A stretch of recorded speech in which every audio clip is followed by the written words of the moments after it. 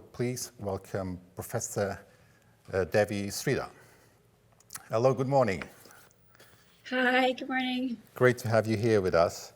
So I'm just going to start. So yesterday we had this very grim prognosis, a forecast that we're going to have around mid-October, something like 50,000 cases every day, 200 deaths. Now, you've predicted all of this 2 years ago. Well, sort of. I mean, I think those of us working in global health knew that the risk of a pandemic would be massive and all of the fragility we have in our system to respond. So the idea was looking ahead that all it would take would be, a virus or bacterial infection to jump from an animal to a human, and for that human to circulate in their community, and then someone from that community to get on a plane and travel across the world, and before you know it, you have hundreds of, up to over 200 countries and territories now affected by this virus. And so I think this was always kind of the worst case scenario and what we all were trying to plan and prevent. Towards that forecast, is it inevitable right now, or are there steps that the government can still take to avoid that situation? Oh, there's still a lot that we could do to stop those kind of forecasts. That's unchecked, that if we don't do anything. But I just keep coming back to the fundamentals of this virus. It has to transmit from one host to another host. It transmits through droplets that spread through air or through our hands. And so if we kind of just, get that basic message out of how the virus transmits and how we can all kind of change our behavior and then support that, governments create policies to support that and help that through testing and through tracing, there are ways to avoid that sharp increase. And we have seen countries across the world bring this under control. It's not an easy challenge, but it's a manageable one. So probably today the Prime Minister is going to announce new restrictions. What kind of restrictions do you think he should be announcing, if restrictions at all, that will prevent that? Well, I think what they're saying he's going to announce is a nighttime curfew, which has been used in other European countries to try to get people home before a certain time. And this is trying to get away from the late night kind of riskier behaviors of people out and circulating and partying and the virus spreading. I think that's all I've heard so far. It could be that more he's revealing later today. But I do really think the crucial thing is getting the testing sorted. You need to have a test turnaround time less than 24 hours and have testing widely available. And also like a strategy. What is the point of a lockdown? What are the point of the restrictions?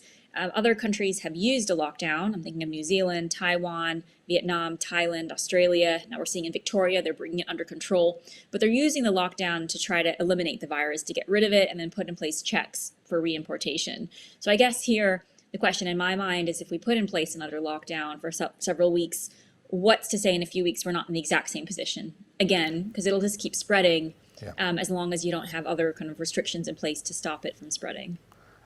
You wrote recently in the article in The Guardian that it's comically depressing that the UK does not have a functional testing system. What went wrong?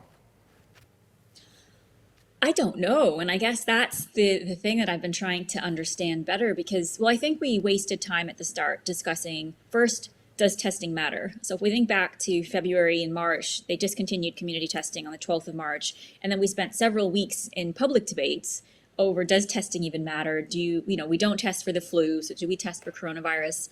Where I think other countries that had experience with SARS and MERS immediately knew that diagnostic capacity would be their bottleneck. South Korea knew from their MERS outbreak that they had trouble getting enough tests in place. So in January, they met in the third week with over 20 diagnostic manufacturers and said to them, okay, if we expedite the regulatory process, how fast and how many tests could you produce as soon as they got the sequencing out of China? And they started running because they knew that they had to get that built up, and that's how they've kept a check on it. South Korea has not gone into a lockdown, and their economic performance has been pretty remarkable. I was looking at both Taiwan and South Korea as one of the few countries that hasn't taken a massive hit to their GDP, and it's through that mass testing where you can easily test thousands of people a day as needed to get a handle on your outbreaks. You've also been critical of the messaging here. I mean, it's been all over the place. Get out, eat out to help out, go back to the office, now go back home. I mean, how bad do you think it has been in terms of the unraveling of the situation? Yeah, of course. I mean, because the most important thing is to have people modify their behavior and understand the position we're in. I think yesterday's press conference with the chief medical officer and chief scientific advisor was really excellent in expressing that and being quite transparent about this is the situation we're in. These are the options we have. This is how each of us is tied together. Your actions affect me, my actions affect you. So it can't be like pre-pandemic times where we can all do what we want and and things can run without any kind of restrictions. So I think we're missing that, and I am worried about the need to always give populist positive messages. You can give people optimism, but it has to be realistic in where we are. Every country is facing very hard trade-offs. Even New Zealand, they're isolated in a bubble and they're back to normal life largely, but they can't leave the country. They can't travel. They're trapped. Yeah. So I think just some honesty about those trade-offs and the difficult position that we're in. Is there an inherently difficult situation whereby at first the messaging had to be pretty straightforward and almost binary? Don't leave home, just stay home. Whereas now we're more in a flux where the restrictions are partial, some situations apply, the others don't. Is that inherent to the situation that we're facing, or do you think it should have been handled in a different way? I think the messaging could have been much clearer from the start. So 2 examples, I mean, saying to people, get back to the office or you lose your job. I mean, now they're telling people to work from home and people are probably just in the office for a few weeks. I think there's some, acknowledgement that this is a long-term issue and we have to find the minimally harmful way through this to society and economy. Same with the Eat Out to Get Out scheme. I understand the motivation behind it, which was that hospitality was struggling. But in a way, it's a short-term measure because some early, tracking has shown that consumption levels in hospitality have fallen back to what it was before the scheme. So people use the scheme and then they stopped using it. And now if restrictions are put in place, and hospitality will be one of the places that restrictions are looked at because that's the riskier settings. Where are your clusters coming from? Where are people getting the virus? Largely house parties, it seems, and it's also hospitality. So what happens to those businesses? They've survived the summer. But this is going to last months into the future. So I just kind of think there needs to be some looking ahead 2 to 3 years and saying, even if we get a vaccine, it's not going to be a silver bullet. This is a pretty challenging crisis. So how are you going to find your way? And different countries are trying to find their way through it, whether it's bubbling themselves off from the world and trying to kind of, shelter, or whether it's saying we need to have a certain level of infection through the community to try to build up some kind of level of natural immunity. Some of that's happening inadvertently in poor countries because in poor countries they don't have the public health measures always in place. So parts of Brazil, parts of India, especially slum areas, you're just seeing infections rise and seroprevalence up to 60% occurring. So I think we are seeing countries having to adopt their strategy, whether intentionally or unintentionally, because of the position they're in. You're a professor of global public health. Is it not helpful at all that all the countries have very sometimes different strategies, even just within Europe? You see all sorts of approaches to this. Do you think that the world should have responded in a more unified way to this crisis? Yes, well, I mean, I guess WHO tried to, and they tried to provide kind of a roadmap through, which was around maximum suppression, like really try to test and trace, keep your numbers really low, and use lockdown restrictions sparingly, but when needed to keep the numbers low. But I think there's been 2 difficulties with this. The first is this is a really tricky virus because it kind of falls between your Ebola, your MERS, the viruses that kill a lot of people. I mean, MERS kills a third of people who get it. So every country would have had the same strategy at that point, which is you can't let a virus through your population that's going to kill a third of people, or even a virus that'll kill healthy young people. But then this virus is not so innocuous that you can't just let it go and say, okay, it's like flu, it'll become circulating, because you've seen the demands on healthcare, and that actually you have now long COVID with young people having morbidity. And actually, if people can't get that healthcare capacity, your case fatality rate won't be 0.6 or 0.8. It'll probably be 2 or 3%, because if people can't get oxygen, they will die. We've seen that with children and pneumonia. And so I think what happened was that it's kind of in this in-between spot. And so it became very difficult for countries because you had this war, and we're still seeing it occur over just let it go. Some people will die. It's acceptable loss. In between, no, you can't. There's, we need to stop it. And then adding to the difficulties, every country is different in terms of its trust, in terms of its demographics. So Sweden is looked at, but 50% of people live in single households. They're quite wealthy in general compared to other countries. And then you have places like Brazil and India, huge populations, millions of people not able to offer those economic and furlough packages. So people's choices become you starve today or you have a chance of getting COVID. I mean, hard decisions, they're going to choose not starving that day, I can tell you, especially if they're younger. So I think this is a difficulty where every country has maybe a toolkit of things it can use, but within that toolkit, it has to adapt it based on its population characteristics, its history, its trust, as well as how its scientific advisors see the virus. We all know about the good examples in terms of the response, Germany's, the Koreas. What other countries have you seen that have also responded really well and that people are not so aware of? Taiwan, I think, is a really interesting one because they started reacting because of their SARS experience quite proactively. They never went into a lockdown, had very few cases, and have kept most things running, even schools. They're having baseball stadiums full, I've seen. So I think Taiwan is an unrecognized success. I think even countries like Denmark and Norway have tried to find a middle way. The numbers are rising, but they've tried to, find that balance between, keeping the numbers low, keeping schools open. So I think as we look back, it won't just be the number of COVID deaths or excess deaths. It's also going to be what's happening with your schooling systems, our kids back at school, and also what's happening with your economy and unemployment, because that's going to be a major factor in the years to come if unemployment rises and you're not able to get the economic recovery fast enough. And do you think going forward, everyone is expecting some announcement regarding a vaccine. How much are those differences that you just mentioned between countries are even going to be, increased in a sense because of the different responses from the government? So do you think, again, because we kind of need a global response in terms of the vaccine distribution as well, but what do you think is going to be the case?